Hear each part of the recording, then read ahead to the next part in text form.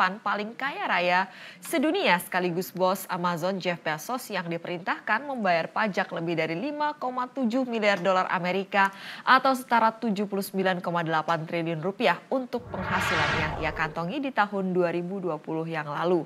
Lantaran Bezos terkena regulasi baru di bawah kepemimpinan Presiden Joe Biden yaitu Ultra Millionaire Tax Act.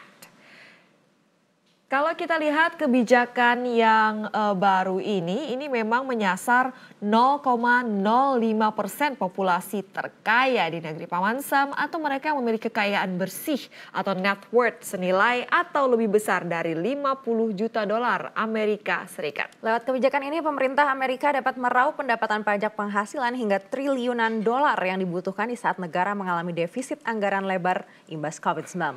Di sisi lain kebijakan juga diyakini dapat menutup ketimpangan sosial yang kian besar selama pandemi.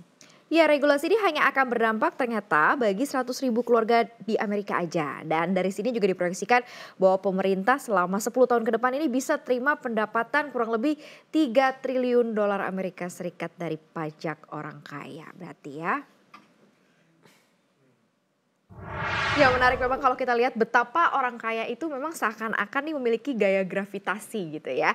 Dimana ketika pandemi membawa harta banyak manusia di dunia ambles ke bawah, banyak pengangguran, kehilangan pekerjaan, mungkin orang kaya justru makin bertambah gitu. Di Indonesia juga sama loh, nambahnya sekitar 14%-an ternyata jumlah penghasilan menengah rata-rata ke atas. Ya, tapi ternyata nih Maria sebanyak 0,001% penduduk yang berstatus ultra kaya ini ya justru mengalami lonjakan kekayaan tadi seperti yang Maria sudah sebutkan alias hartanya tuh makin terus terbang tinggi gitu.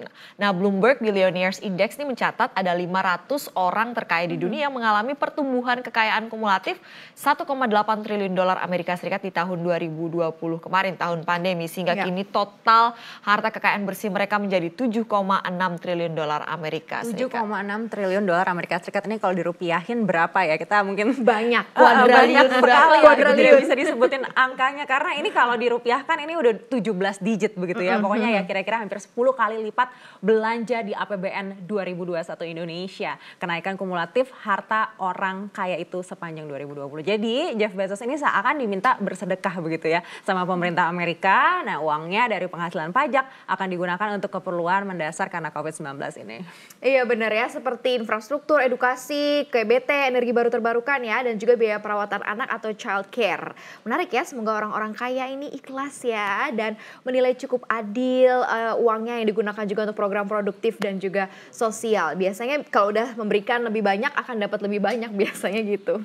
Oke, itu tadi ya soal orang-orang kaya ultra millionaire net worth ya ultra billionaires di Amerika tadi ya pajaknya aja begitu besar.